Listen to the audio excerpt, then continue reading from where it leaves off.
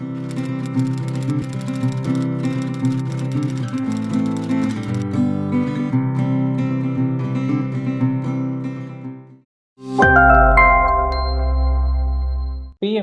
தமிழ் நேயர்களுக்கு வணக்கம். நம்ம வந்துட்டு சயின்ஸ் ஆஃப் பிரமிட் மெடிடேஷன் அப்படிங்கிற தலைப்புல நல்லா பேசிக்ல இருந்து மெடிடேஷன் அப்படின்னா என்ன, எப்படி நம்ம வந்துட்டு தினசரி வாழ்க்கைய இந்த தியானத்துல எப்படி உபயோகிக்கிறது அப்படின்ற மாதிரி நிறைய விஷயங்கள் வந்துட்டு நம்ம மூத்த ஆசான் pyramid master Vamsi Krishna sir கிட்ட இருந்து நம்ம நிறைய விஷயங்கள் வந்துட்டு தெரிஞ்சுக்க போறோம். சார் வந்துட்டு கடந்த 21 வருஷமா தியானத்துல இருக்காரு. தியானத்தை பிராக்டிஸ் பண்ணிட்டு இருக்காரு. அதே போல நிறைய தியான வகுப்புகளையும் நிர்வச்சிருக்காரு. 2002ல இருந்துட்டு சார் வந்துட்டு மெடிடேஷன் பிராக்டிஸ் பண்ணிட்டு இருக்காரு. அதே சமயம் பிரமிட் பத்தி நிறைய ஆராய்ச்சியும் பண்ணியிருக்காரு. அந்த அனுபவங்கள் எல்லாம் நம்ம கிட்ட ஷேர் பண்ண போறாரு. அதுக்கப்புறமா நிறைய பிரமிட் கன்ஸ்ட்ரக்ஷனும் சார் வந்துட்டு பண்ணியிருக்காரு. கைடன்ஸ் கூட கொடுத்துருக்காரு. ஸோ நம்ம பிரமிட் மாஸ்டர் வம்சி கிருஷ்ணா சாரை வெல்கம் பண்ணிக்கலாம்.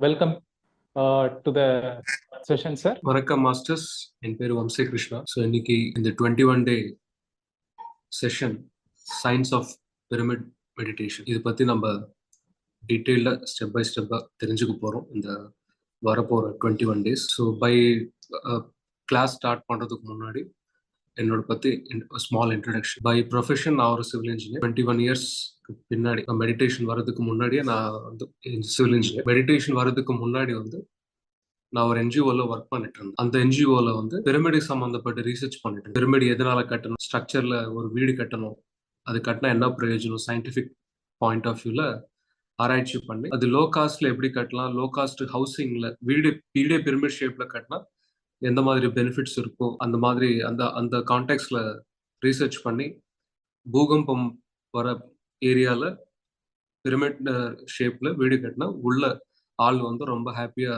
தூங்கலாம். எந்த பூகம்பம் வந்தாலும் அந்த ஸ்ட்ரக்சர் கொலாப்ஸ் ஆகாது. அது அந்த ஸ்ட்ரக்சரோட ஸ்டெபிலிட்டினால. ஸோ வேற எந்த ஷேப்ல பில்டிங் கட்டினாலும் நிறைய பூகம்பம் ரிச்சிட் ஸ்கேல் ஹெவி ரிச்சிட் ஸ்கேல் வரும்போது தானா வந்து கொலாப்ஸ் ஆகும். ஸோ இந்த பிரமிட் ஷேப்ல கட்டும் போது கொலாப்ஸ் ஆகாம இருக்கும். அந்த கான்டெக்ட்ல ரீசர்ச் பண்ற டைம்ல ஒருத்தர் பிரமிட்ஸ் பத்தி கேட்டார். அப்போதான் பிரமிட்ஸுக்கும் மெடிடேஷனுக்கும் என்ன சம்பந்தம்ன்ற கேள்வி அங்கேதான் ஸ்டார்ட் ஆயிடுச்சு. ஸோ அப்படிதான் நான் எனக்கு பிரமிட் மெடிடேஷன் பத்தி தெரிய வந்தது. அப்போ நான் வந்து சிவில் இன்ஜினியரிங் பாயிண்ட் ஆஃப் வியூல ஒரு ஸ்ட்ரக்சர் எப்படி கட்டலான்ற கான்டெக்ட்ல பிரமிட்ஸ் மேல ஆராய்ச்சி பண்ணிட்டு இருக்கேன். இன்னொரு குரூப் வந்து மெடிடேஷன் பிரமிட்ல உட்கார்ந்துட்டு தியானம் பண்றாங்க. அந்த கான்செப்ட் கேட்ட உடனே கொஞ்சம் வித்தியாசமா இருந்தது, புதுசா இருந்தது. ஸோ அதை பத்தி கொஞ்சம் தெரிஞ்சுக்கலான்ற கான்டெக்ட்ல தான் நான் மெடிடேஷன் பத்தி தெரிஞ்சுக்குவேன். ஏற்கனவே மெடிடேஷன் பத்தி ஐடியா இருக்கும், பட் ஆனா வீட்டுல சின்ன வயசுல இருந்து பண்ணிட்டு இருக்கிறதுனால அந்த ஐடியா வேற. பட் இங்க பிரமிடுக்கும் மெடிடேஷன் என்ன சம்பந்தம் அந்த கேள்வி வரும்போது ரொம்ப இன்ட்ரெஸ்டிங்கா. ஸோ அந்த டைம்ல 21 வருஷத்துக்கு முன்னாடி நான் ஸ்டார்ட் பண்ணேன் என்னோட பயணம். ஸ்டார்ட் பண்ணதுக்கு அப்புறம் நான் நிறைய புக்ஸ் படிச்சேன், நிறைய ஆளுங்களோட எக்ஸ்பீரியன்ஸ் எல்லாம் கேள்விப்பட்டேன். ஸோ கொஞ்சம் இன்ட்ரெஸ்டிங்கா தெரிஞ்சதுக்கு அப்புறம் சரி மெடிடேஷனா என்னது, எது மெடிடேஷன் இல்லை, முதல்ல இந்த வித்தியாசம் நம்ம தெரிஞ்சுக்கலாம், புரிஞ்சுக்கலாம். அந்த கான்டெக்ட்ல தான் நான் நிறைய புக்ஸ் படிச்சேன். இன் ஜென்ரல் எல்லாருக்குமே தெரியும், நம்ம இந்தியாவில் இல்லை வேற கண்ட்ரீஸ்ல கூட நிறைய வித்தியாசமான விதவிதமான மெடிடேஷன் மெத்தட்ஸ் இருக்கு. ஒன்று வந்து தேர்ட் ஐ ஆக்ஞா சக்கரா மேல ஃபோக்கஸ் பண்றது. ஸோ நிறைய டிஃப்ரெண்ட் சக்கராஸ் மேல ஃபோக்கஸ் பண்றது. அப்புறம் ஒரு ஓம்காரம் உச்சரிக்கிறது, இல்லை பூஜை பண்றது, ஒரு கடவுள் பத்தி நடிச்சுட்டே இருக்கிறது, இல்லை கோயில் போயிட்டு ஒரு அங்க இருக்கிற சாக்ரெட் ஜியாமெட்ரிஸ், அங்க இருக்கிற சாக்ரெட் ஸ்பேஸ் கிட்ட உட்காந்துட்டு ஜபம் பண்றது, இதுதான் மெடிடேஷன் நினைச்சு. பட் எதுவுமே இது எல்லாமே மெடிடேஷன் கிடையாது. அப்போ எது மெடிடேஷன் இல்லை. தியானம்ன்றது தி பிளஸ் யானம். தீனா சூக்ஷ்ம சரீரம், யானம்னா பிரயாணம். பதஞ்சலி யோக சூத்ராஸ்ல கொடுத்த ஒரு சிம்பிள் டெஃபினேஷன் என்னன்னா யோக சித்த விருத்தி நிரோதா. இதுதான் மெடிடேஷனுக்கு கொடுத்த டெஃபினிஷன். யோக சித்த விருத்தி நிரோதா. மெடிடேஷன்ல மைண்டோட ஆக்டிவிட்டி எதுவுமே இருக்கக்கூடாது. ஜென்ரலா நம்ம மெடிடேஷன் கண்ணு மூடின உடனே என்ன தெரியும்? தாட்ஸ், ஃபீலிங்ஸ், எமோஷன்ஸ், அப்புறம் பிலீஃப் சிஸ்டம்ஸ், பேட்டர்ன்ஸ், இதுக்கு சம்பந்தப்பட்ட பர்செப்ஷன்ஸ், யாரோ ஏதோ சொன்ன வார்த்தைகள் அவங்க அது ஞாபகம் வந்துடும். அது வந்த உடனே மறுபடியும் தாட் ட்ரிகர் ஆயிடும். ஸோ நிறைய தாட்ஸ் வந்துகிட்டே இருக்கும். அந்த தாட்ஸ் வரும்போது நம்ம என்ன நினைச்சிட்டு இருக்கிறோம்னா, ஒரு தாட் வந்த உடனே அது தாட்டுக்கு நம்ம ட்ரிகர் ஆகி அது பின்னாடியே ஓடிட்டே இருக்கு. ஸோ ஒரு தாட் வந்து இன்னொரு தாட்டுக்கு லீடு கொடுக்குது. அப்படி லீடு கொடுத்துட்டே இருக்கிறோம்னா, தாட் மேல தாட் வந்துகிட்டே இருக்குன்னா அதுக்கு என்ன அர்த்தம்னா, நம்ம வந்து தாட்ஸ்ல தான் இருக்கிறோம், தாட் மேலேயே ஃபோக்கஸ் பண்றோம். எங்கே உங்க ஃபோக்கஸ் போயிடுமோ, எங்க உங்க மனசு இருக்குமோ அங்க எனர்ஜி போயிடும். எங்கே ஒரு தாட் இருந்ததோ அங்க எனர்ஜி போயிடும். எப்போ உங்களுக்கு ஒரு ஃபீலிங் வருமோ அங்க எனர்ஜி போயிடும். எப்போ ஒரு எமோஷன் ட்ரிகர் ஆகுதோ அங்கே ஒரு எனர்ஜி லாஸ் ஆயிடும். இங்க மெடிடேஷன்ல என்ன பண்றோம்னா, அந்த மைண்ட்ல வர ஒரு எந்த தாட் இருந்தாலும், ஃபீலிங் இருந்தாலும், எமோஷன் இருந்தாலும், எந்த பிலீஃப் சிஸ்டம்ஸ் இருந்தாலும், அதுக்கு சம்பந்தப்பட்ட எந்த ஸ்டோரி வந்தாலும், அதுக்கு சம்பந்தப்பட்ட எந்த டிராமா மைண்ட்ல நடந்தாலும் எது மேலேயும் ஃபோக்கஸ் பண்ணாதீங்க. வெறும் உங்க மூச்சு மேல மட்டுமே கவனம் பண்ணுங்க. நம்ம இந்த பிரமிட் ஸ்பிரிச்சுவல் சொசைட்டிஸ் மூவ்மெண்ட்ல டீச் பண்ற ஒரு சிம்பிளஸ்ட் டெக்னிக் என்னன்னா பிரெத் டெக்னிக். ஆனா பான சதி. ஆனா பிளஸ் பானா பிளஸ் சதி. ஆனா மீன்ஸ் உச்வாச, உள்மூச்சு. அபானா மீன்ஸ் வெளிவர மூச்சு. சதினா இது கூட இருக்கிறது. அதுக்கு என்ன மீனிங்? நான் இப்ப பேசிட்டே இருக்கிறேன், நான் இப்போ கிளாஸ் சொல்லிக்கிட்டே இருக்கேன், நீங்க எல்லாருமே கேட்டுக்கிட்டு இருக்கீங்க. இந்த ப்ராசஸ்ல உங்களுக்கும் எனக்கும் நடுவுல என்ன போயிட்டு இருக்குன்னு பாத்தீங்கன்னா, நான் சொல்ற பேச்சு நீங்க கேக்குறீங்க, காதுல கேக்கு, நீங்க அது கவனமா கேக்குறீங்க. ஆனா உங்களுக்குள்ள இருக்கிற மூச்சு வந்து சகஜமா தானா சிம்பிளா அது பாட்டுக்கு உங்களோட பர்மிஷன் இல்லாம அது சகஜமா ஓடிக்கிட்டே இருக்கு. உள்ள வாங்குது, வெளியில விடுறது, உள்ள போகுது, வெளியில வருது.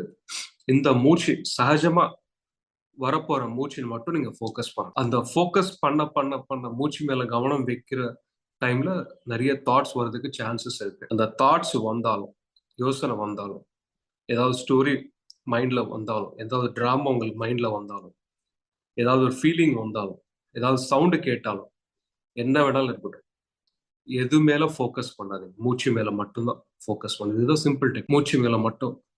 மினிமம் எவ்வளவு நேரம் உட்காரணும்னு பாத்தீங்கன்னா, உங்க வயசு எவ்வளவோ அத்தனை நிமிஷம் நீங்க உட்காரணும்.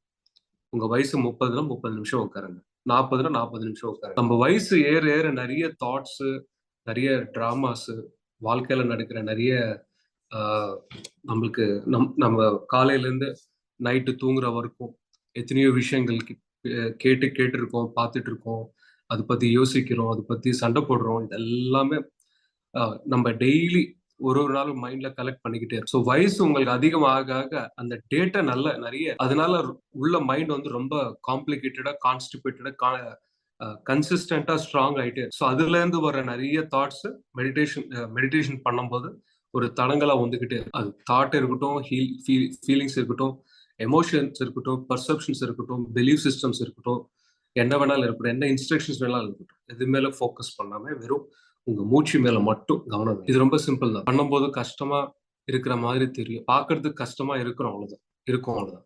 ஒரு 21 நாள் நீங்க ரெகுலர் பிராக்டிஸ் பண்ணீங்கன்னா, ஜஸ்ட் ஒரு 21 days ரெகுலரா பிராக்டிஸ் பண்ணீங்கன்னா ஆட்டோமேட்டிக்கா பழகிடும். ஏன்னா சின்ன வயசுல இருந்து இந்த மொமெண்ட் வரைக்கும் மூச்சு மேல கவனம் பண்றது, அந்த ஹேபிட்ன்றது, அந்த பழகம்ன்றது இது வரைக்கும் நீங்க கிரியேட் பண்ணல, பிராக்டிஸ் பண்ணல.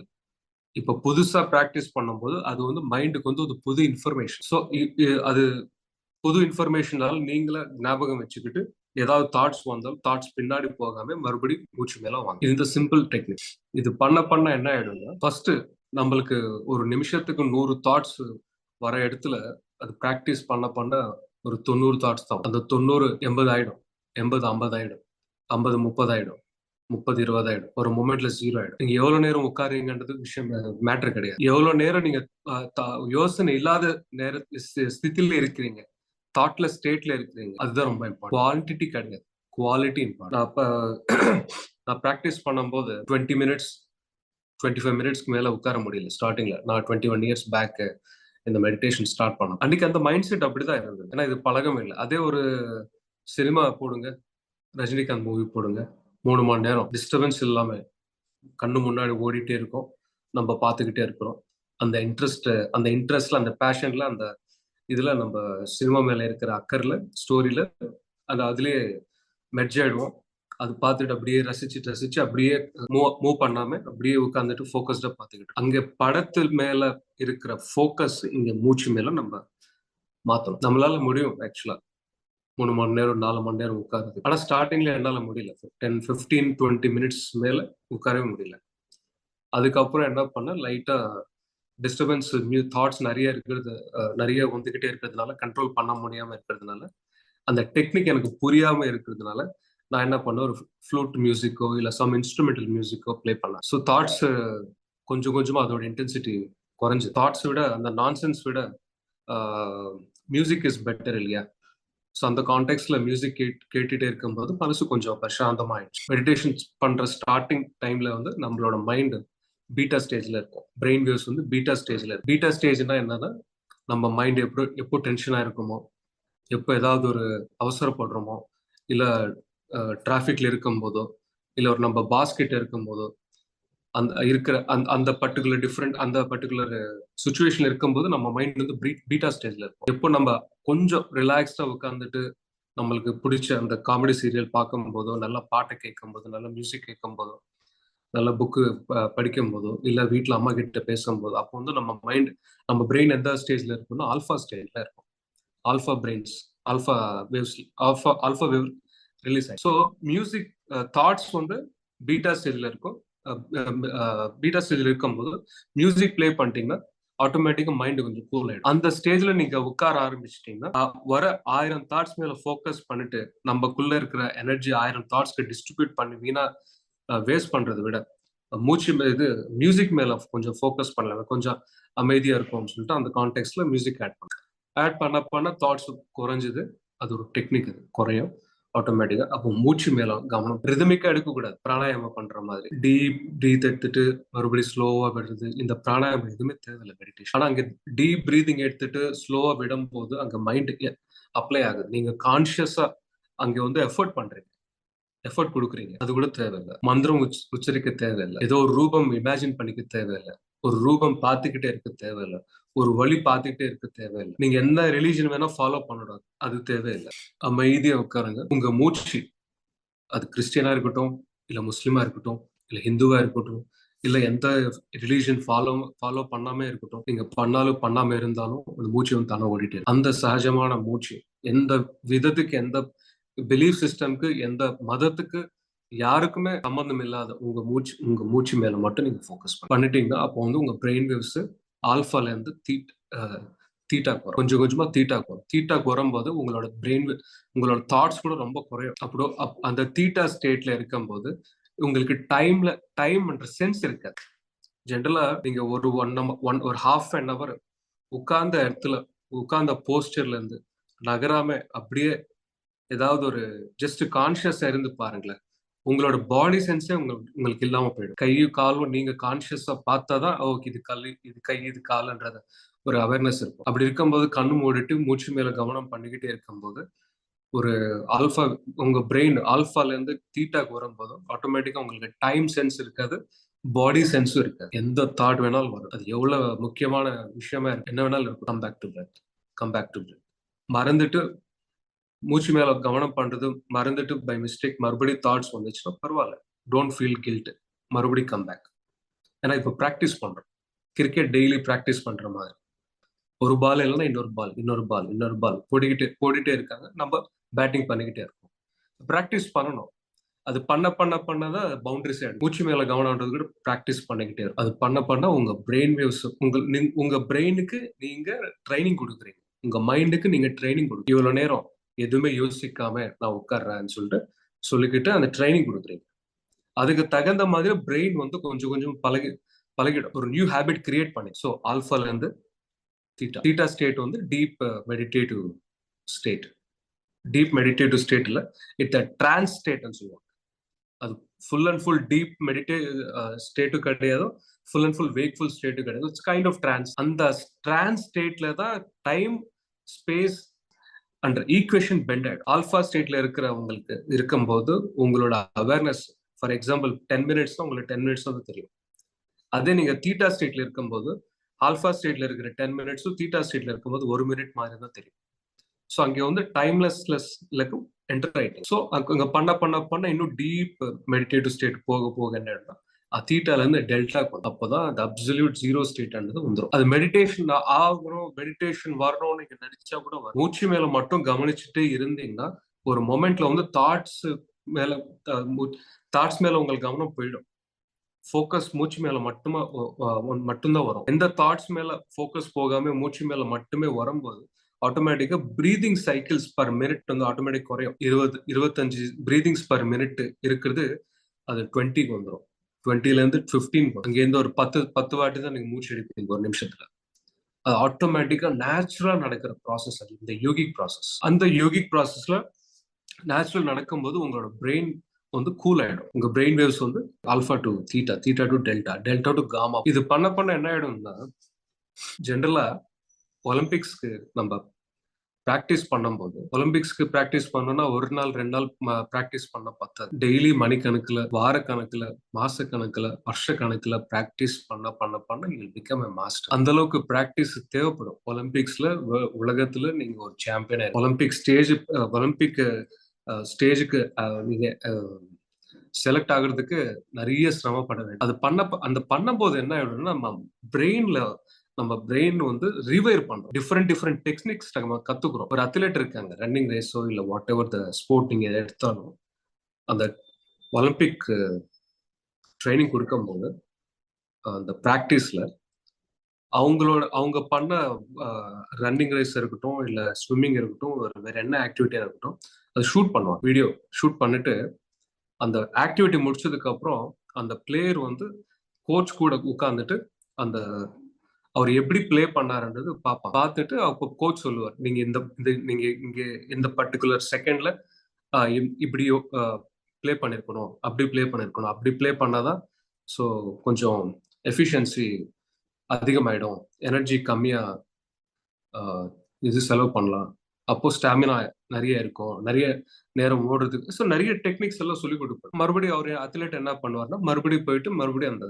கோச் சொன்ன டெக்னிக் மறுபடியும் பிராக்டிஸ் பண்ணுவார்.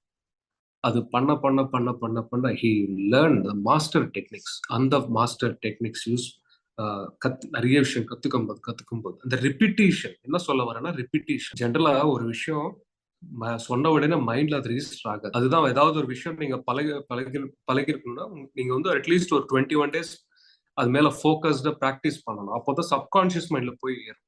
சப்கான்சியஸ் மைண்ட்ல எதெல்லாம் போய் சேருதோ அதுதான் உங்க வாழ்க்கையை ரூல் பண்ணும். பிறந்ததுல இருந்து சின்ன வயசுல பிறந்ததுல இருந்து 7 வருஷம் வரைக்கும் நமக்கு சப்கான்சியஸ் மைண்ட் மட்டும் தான் ஓப்பன்ல இருக்கும். கான்சியஸ் மைண்ட் இருக்காது, அனலிட்டிக்கல் மைண்ட் இருக்காது, சொந்தமா யோசிக்கிற இது வந்து ஒரு 7 வயசு குழந்தை வரைக்கும் இருக்காது. அதனால நம்ம சுத்தி இருக்கிற அந்த குழந்தை சுத்தி எந்த மாதிரி என்விரான்மெண்ட் இருக்கோ அந்த என்விரான்மெண்ட்ல அந்த குழந்தை என்னென்னலாம் கேட்குதோ, என்னென்னலாம் பார்த்ததோ, என்னென்னலாம் கத்துக்கணுதோ இதெல்லாம் சப்கான்சியஸ் மைண்ட்ல ரொம்ப ஸ்ட்ராங்கா போய் நிற்கும். அந்த ஸ்டார்டிங் 7 இயர்ஸ்ல மைண்ட்ல என்ன நிற்குமோ அதுதான் வாழ்க்கை. அப்படிதான் இருக்கு. அதே மாதிரி நீங்க 40 வருஷம், 50 வருஷம், 70 வருஷம் வயசுல மெடிடேஷன் கத்துக்கும் போது மைண்ட் அக்செப்ட் பண்ணாது. அதுதான் கொஞ்சம் ரெகுலரா, சின்சியரா, ரெகுலரா, கன்சிஸ்டன்ஸா பிராக்டிஸ் பண்ணணும். அது பண்ண நம்மளுக்கு சப்கான்சியஸ் மைண்ட்ல எப்போ உங்களுக்கு ரெஜிஸ்டர் ஆயிடுச்சு, ஓகே இன்னைக்கு டெய்லி நான் மெடிடேஷன் பண்ணணும்ன்ற மெமரி, அந்த ஒரு ஹேபிட் எப்போ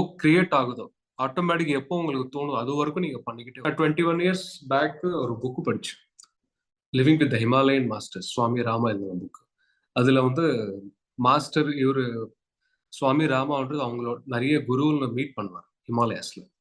அவங்க கூட இருந்துட்டு நிறைய பிராக்டிஸ் பண்ணி நிறைய எத்தனையோ ரகசியங்கள் எல்லாமே கத்துக்கிட்டு ஸோ ஹிமாலயாஸ்ல அப்படியே நிறைய மாஸ்டர்ஸோட பயணம் பண்ணிக்கிட்டே இருப்பேன். அதுக்கு சம்மந்தப்பட்ட புக் படிச்சுட்டு அதுக்கு சம்மந்தப்பட்ட ஆர்டிகல்ஸ் நெட்ல தேடும் போது நான் ஒரு இடத்துல பார்த்தேன், ஒரு நிறைய பேர் ஹிமாலயால நிறைய மாஸ்டர்ஸ், தமிழ்நாடு காட்டுல கூட நிறைய சித்தர்கள் 100 வருஷம் 1000 வருஷம் 10,000 வருஷம் உட்கார்ந்து தியானம் பண்றாங்க, இன்னும் உயிரோடு இருக்கிறாங்க சொல்லும் போது ஒரு தாட் வந்து ஜென்ரலா நம்ம வந்து ஊர்ல வந்து 80 வயசு 70 வயசு வந்த உடனே எல்லாருமே ஓல்டேஜ் வருது, அதனால ஏதோ ஒரு நோய் வருது, அதனால இறந்து போறாங்க. இது எதிர் வீட்டுல பார்த்தா இப்படிதான் நடக்குது, பக்கத்து வீட்டுல பார்த்தா இப்படிதான் நடக்குது, பக்கத்து ஊர்ல பார்த்தாலும் இப்படிதான் நடக்குது. ஸோ உலகம் ஃபுல்லா இப்படிதான் இருக்க போகுது, அந்த ஒரு மைண்ட் செட் இருந்து. ஆனா இந்த இன்ஃபர்மேஷன் கேட்டதுக்கு அப்புறம் இல்ல அவங்க உயிரோடு இருக்கிறாங்க, 1000 வருஷமா தியானம் பண்றாங்க. ஆளோட போட்டோ பார்த்தா ஏதோ 35 வயசுல ஒரு ஆள் இருந்தா எப்படி இருக்காங்க அப்படிதான் இருக்காங்க. அப்போ இந்த இன்ஃபர்மேஷன் ரைட்டா இல்ல இந்த இன்ஃபர்மேஷன் ரைட்டா டவுட். சரி, ஸோ இது ஒரு மைண்ட் செட். இது இங்க சொசைட்டில இருக்கிற ஒரு மைண்ட் செட் என்னன்னா, ஓகே ஒரு ஆளுனா ஒரு 100 வருஷம் மேல் 100 வருஷம் தான் அவங்களால வாழ முடியும், அதுக்கப்புறம் ஓல்டேஜ் வந்துடும், நோய் வந்துடும், செத்து போயிடுவாங்க. ஓகே, இதுதான் மைண்ட் செட், இதுதான் மைண்ட்ல ரெக்கார்ட் ஆயிடுச்சு. சின்ன வயசுல அந்த இதுதான் பார்க்குறோம், கேட்குறோம், ஸோ அனுபவிக்கிறோம், இதெல்லாம் தெரியுது. இப்போ ஹிமாலயன் மாஸ்டர்ஸ் அவங்க எக்ஸ்பீரியன்சஸ், அவங்க எழுதின புக்ஸ் எல்லாம் படிக்கும்போது இந்த இன்ஃபர்மேஷன் மாறும். அங்கே பார்த்தா 1000 வருஷம் தியானம் பண்றாங்க, பார்க்கிறதுக்கு ரொம்ப எங்க இருக்காங்க, அந்த அந்த அளவுக்கு குளிர் இருந்தா கூட வெறும் ஒரே ஒரு துண்டு போட்டுட்டு ஃபுல்லா சுத்துறாங்க மலை ஃபுல்லா. அந்த ஸோ என்ன இருக்கும், என்ன ரீசன், என்ன வாட் இஸ் அ இன்ஃபர்மேஷன், அவங்க அப்படி பண்றதுக்கு என்ன காரணம், இதெல்லாம் ஆராய்ச்சி பண்ணிட்டு கொஞ்சம் ரிசர்ச் பண்ணும்போது தான் தெரிஞ்சது, நம்ம உடம்புல திஸ் பாடி, இந்த உடம்பு வந்து எத்தனை 1000 வருஷம் வேணா வாழ்றதுக்கு ரெடி பண்ணி, this body is design to live for ever. இந்த உடம்புல நீங்க 1000 வருஷம் இல்ல 10,000 வருஷம் உயிரோடு வாழ்றது கூட உங்க இந்த பாடி உங்களுக்கு சப்போர்ட் பண்ணும். ஆனா எதுக்கு இந்த உடம்புல நோய் வருது, எதுக்கு இந்த உடம்புல ஓல்டேஜ் வருதுன்னு பாத்தீங்கன்னா, உங்க மைண்ட்ல என்ன இன்ஃபர்மேஷன் ஸ்டோர் ஆயிருக்கு, எந்த மாதிரி தாட்ஸ் இருக்கு, எந்த மாதிரி ஃபீலிங்ஸ் இருக்கு, எந்த மாதிரி எமோஷன்ஸ் இருக்கு, எந்த மாதிரி நம்பிக்கைகள் உள்ள இருக்கு, எந்த மாதிரி பிலீஃப் பேட்டர்ன்ஸ் இருக்கு, எந்த மாதிரி தாட் பேட்டர்ன்ஸ் இருக்கு, எந்த மாதிரி பிஹேவியர்ஸ் இருக்கு, எந்த மாதிரி பர்செப்ஷன்ஸ் இருக்கு, இதெல்லாம் பேஸ் பண்ணி ஸோ உங்க கூட ஒரு பஞ்ச் ஆஃப் இன்ஸ்ட்ரக்ஷன்ஸ், ஒரு பஞ்ச் ஆஃப் இன்ஃபர்மேஷன் இருக்கு. அது பேஸ் பண்ணி தான் உங்க உடம்புல உங்க தாட் தான் உங்க உடம்புன்னு கிரியேட் பண்ணி, your thought is creating a tissue in the body. உடம்புக்கு நோய் வர்றதுக்கு காரணமே யோசனை சொல்லிட்டு அப்படியே விட முடியாது. யோசனை என்னது, அந்த எமோஷன், அந்த எமோஷன் பின்னாடி இருக்கிற ஒரு ஃபீலிங், அந்த ஃபீலிங்ல இருக்கிற ஒரு தாட், அந்த தாட் ப்ராசஸ்ல இருக்கிற இன்ஃபர்மேஷன், ஒரு பிலீஃப் சிஸ்டம், இதெல்லாம் சேர்த்து என்ன சொல்லுவோம்னா it's called the personality. So நம்ம பர்சனாலிட்டினா என்னதுன்னா thought, feelings, emotions, belief systems, perceptions, behavioural patterns, இதெல்லாம் சேர்த்ததான் பர்சனாலிட்டி. ஸோ அதுக்கு ஒரு பேர் தான் வம்சி. இந்த பர்சனாலிட்டியில இந்த மைண்ட்ல என்ன இன்ஃபர்மேஷன் இருக்கோ அது பேஸ் பண்ணி தான் நான் என்னோட வாழ்க்கையில நான் பேசுற விதம், நான் பேசுற லாங்குவேஜ், நான் பார்க்குற விதம், நான் புரிஞ்சுக்கிற விதம், நான் தெரிஞ்சுக்கிற விதம், நான் கத்துக்கிற விதம், இது எல்லாமே பேஸ் பண்ணியிருக்கோம். அதுவே எனக்கு தமிழ் தெரியும், ஹிந்தி தெரியும், இங்கிலீஷ் தெரியும், இன்னொரு 2 லாங்குவேஜ், தமிழ், தெலுங்கு தெரியும். இந்த 4 லாங்குவேஜ் நான் சின்ன வயசுல இருந்து கத்துக்கினதுனால நான் அந்த லாங்குவேஜ் நான் பேச முடியும். இப்போ புதுசா நான் சைனீஸ் கத்துக்கிட்டா நான் சைனால கூட போய் கிளாஸ் சொல்ல முடியும். ஸோ இங்க அடாப்டபிலிட்டி இருக்கு. நீங்க என்ன வேணாலும் கத்துக்கலாம், என்ன வேணாலும் நீங்க ப்ரெசென்ட் பண்ணலாம், என்ன வேணாலும் நீங்க பர்ஃபார்ம் பண்ணலாம். அது மியூசிக்கா இருக்கட்டும், லாங்குவேஜா இருக்கட்டும், இல்ல சப்ஜெக்டா இருக்கட்டும், மெடிடேஷன் இருக்கட்டும், யோகா இருக்கட்டும், என்ன வேணாலும். அதே ஹிமாலயன் மாஸ்டர்ஸ் அவங்க என்ன புரிஞ்சுக்கிட்டாங்கன்னா, அவங்க என்ன தெரிஞ்சுக்கிட்டாங்கன்னா, நமக்குள்ள எல்லாமே இருக்கு, அண்டபிண்ட பிரம்மாண்டம் உள்ள எல்லாமே இருக்கு. த கம்ப்ளீட் யூனிவர்சல் நாலேஜ், அந்த கம்ப்ளீட் பேக்கேஜோட நம்ம பிறந்திருக்கோம். சித்தர்கள் கிட்ட இருக்கிற நாலேஜும், ஹிமாலயன் மாஸ்டர்ஸ் கிட்ட இருக்கிற நாலேஜ், அந்த கடவுள் கிட்ட இருக்கிற நாலேஜ் எல்லாமே நமக்குள்ளதான். அது எப்படி நம்ம தெரிஞ்சுக்கணும்? ஏன் உங்களுக்கு தெரியாதா? தெரியும். உள்ளுக்குள்ள உங்களுக்கு அந்த நாலேஜ் இருக்கு, அந்த பவர் இருக்கு. ஆனா அது எப்படி யூஸ் பண்றது தெரியாம இருக்கு. அந்த உள்ளுக்குள்ள இருக்க அந்த அற்புதமான இன்ஃபர்மேஷன், அந்த அற்புதமான நாலேஜ் வெளியில வரும்னா மெடிடேஷன் ஒன்லி. நமக்குள்ள அந்த நாலேஜ் இருக்கிறது நம்மளால ஆக்சஸ் பண்ண முடியல. எதுக்குன்னு நம்மளுக்கு தெரியும். அந்த மாதிரி ஒரு இருக்குன்றது நம்ம மைண்ட்ல இல்ல, நம்ம அது மேல நம்பிக்கையே இல்லை, அது பத்தி இன்ஃபர்மேஷன் தெரியல, அது பத்தி நம்ம பிராக்டிஸ் பண்ணல, அது பத்தி நம்மளுக்கு எந்த இன்ஃபர்மேஷனும் இல்லை. மெடிடேஷன் மூலமா என்ன பண்றோம்னா மைண்ட் வந்து ஜீரோ பண்ணி, எந்த தாட்ஸும் வந்தா கூட அதுக்கு இன்ஃப்ளூயன்ஸ் ஆகாம நான் நினைச்சா இன்ஃப்ளூயன்ஸ் ஆகுவேன், நினைக்கலன்னா நான் அதுக்கு ரியாக்டே பண்ண மாட்டேன். அந்த அளவுக்கு மைண்ட் நம்ம கண்ட்ரோல் கொண்டு வந்துட்டோம் மெடிடேஷன்ல. கொண்டு வந்துரும். அப்போ எதுக்கு ரியாக்ட் ஆகுறோம், எதுக்கு ரியாக்ட் ஆகக்கூடாதுன்ற சாய்ஸ் நம்ம கிட்ட இருக்குன்ற விஷயம் நம்மளுக்கு புரிதல் வரும் மெடிடேஷன் பண்ண. இப்போ ஜெனரலா ஏதாவது ஒரு தாட் வந்த உடனே இம்மிடியட்டா வந்து நம்ம அந்த தாட்டுக்கு ரியாக்ட் ஆயிட்டு இருக்கோம், ரெஸ்பாண்ட் பண்ணிட்டு இருக்கோம். மெடிடேஷன் வந்து உட்கார்ந்த உடனே எனக்கு ஐயோ தாட்ஸ் வருது, என்னால கண்ட்ரோல் பண்ண முடியலையே என்ற ஒரு வார்த்தை வந்துட்டு இருக்கு. அந்த வார்த்தை நான் நிறைய பேர்கிட்ட கேட்டு, அப்ப நான் ஒண்ணுதான் கேட்பேன், உங்க கண்ட்ரோல் உங்க கையில இல்லையே, உங்களுக்கு அந்த சாய்ஸ் இருக்குன்ற விஷயம் உங்களுக்கு தெரியுமா தெரியாதான்னு கேட்பேன். அது இப்படின்னா இப்படிதான் பிராக்டிஸ்ல தான். போலிங்கு போலர் எப்படி வேணாலும் போடட்டும், நீங்க அந்த பிளே பண்ற டெக்னிக் தெரிஞ்சதுன்னா எப்படி பால் வந்தாலும் நீங்க அழகா பிளே பண்ண, நல்லா டாக்டிக்கலா பிளே பண்ணி. அதே மாதிரி எந்த தாட்டும் வந்தாலும் தாட்டுக்கு இன்ஃபுளுன்ஸ் ஆகாம அந்த சாய்ஸ் உங்களுக்குள்ள இருக்கு. நான் இந்த தாட்டுக்கு நான் ரெஸ்பாண்ட் பண்ணணுமா இல்லை ரியாக்ட் பண்ணணுமான்ற சாய்ஸ் உங்ககிட்ட. அது எப்போ நீங்க பிராக்டிஸ்ல பழகிட்டீங்கன்னா அப்போ உங்க மைண்ட் உங்க கண்ட்ரோல் வரும். அப்போதான் தாட்லெஸ் ஸ்டேட் உங்களால போக முடியும். அப்போதான் உங்களுக்குள்ள அந்த அற்புதமான அந்த கடவுள் கிரியேட் பண்ண, நீங்க தான் கடவுள்ன்றது வெளியில எங்கேயுமே இல்ல, உள்ளுக்குள்ள இருக்காங்க. அந்த அல்டிமேட் பவர் உள்ள இருக்கு. எந்த நோய் வந்தாலும் குணப்படுத்த அளவுக்கு சக்தி உள்ள இருக்கு. எந்த நோய் இருந்தாலும் அந்த நோய்க்கு மந்து ஆட்டோமேட்டிக்கா உடம்புலயே தயார் பண்ணிக்கிற அளவுக்கு சக்தி இருக்கு உள்ள. So body is a pharmacy, it's ஒரு லேப், இது living lab, living hospital, it's living library மாதிரி. இது living universal information data centre மாதிரி. இட்ஸ் லிவிங் பவர் ஹவுஸ் மாதிரி. உங்களுக்குள்ள இருக்கிற அந்த பவர் நீங்க ஆக்டிவேட் பண்ணிட்டீங்கன்னா, ஆக்சஸ் பண்ணது தெரிஞ்சுக்கிட்டீங்கன்னா, நீங்க இந்த உலகத்துல என்ன வேணாலும் நீங்க பண்ணலாம். நீங்க ஹாப்பியா இருக்கலாம், நிறைய பணம் சம்பாதிக்கலாம், நிறைய பேருக்கு உதவி பண்ணலாம், இங்க இருக்கிற கெட்டது எல்லாமே வைப் அவுட் பண்ணிட்டு நல்லதே நீங்க எஸ்டாப்ளிஷ் பண்ணலாம், எந்த நோய் இருந்தாலும் குணப்படுத்திக்கலாம், எல்லாமே தெரியும். அதுக்கு என்ன ப்ராக்டிஸ்னா, அதுக்கு என்ன பண்ணணும்னா மெடிடேஷன் தான் ப்ராக்டிஸ். ஓஷோ ஒரு புக்ல எவ்ரிபடி த புத்தான்ற ஒரு புக் இருக்கு. அந்த புக்ல ஒரு போயம் இருக்கு. என்ன போயம்னா, அது இங்கிலீஷ்ல சொல்லிட்டு நான் அப்புறம் தமிழ்ல டிரான்ஸ்லேட் பண்றேன். I am the Buddha. Buddhahood is nothing but a mirror. And I have been traveling for the past thousands of lifetimes. And I have been collecting a lot of dust on them. Now the dust is disappeared. It doesn't mean that there is no mirror. Mirror is there beneath the layers and dust. Meditation is the only way to clean the dust on the mirror. And mirror is again appeared and you are the Buddha. இதுக்கு என்ன மீனிங்னா, நான் தான் புத்தர், நான் தான் கடவுள்ன்றது ஒரு கண்ணாடி மாதிரி நினைச்சுக்கலாம். ஒரு எக்ஸாம்பிள், நான் எத்தனையோ ஜென்மம் எடுத்திருக்கேன். எத்தனையோ ஜென்மம் எடுக்கும் போது இன்னைக்கு காலையில இருந்து நைட்டு தூங்குற வரைக்கும் எத்தனை தாட்ஸ் வந்துகிட்டு இருக்கு. ஒரு நாளைக்கு வந்து 70,000 தாட்ஸ் வந்துகிட்டு இருக்கு. அந்த தாட்ஸ் எல்லாமே thoughts, feelings, emotions, different belief systems. So இதெல்லாம் ஒரு டஸ்ட் மாதிரி நினைச்சுக்கலாம். தேவையில்லாத இன்ஃபர்மேஷன்ல நம்ம மைண்ட்ல இருக்கிறதுனால அது டெய்லி கலெக்ட் பண்ணிக்கிட்டே இருக்கணும். ஒரு நாள் இவ்வளவு கலெக்ட் பண்ணும்போது, ஒரு நாள்ல 70,000 தாட்ஸ் வரும்போது ஒரு வாரத்துக்கு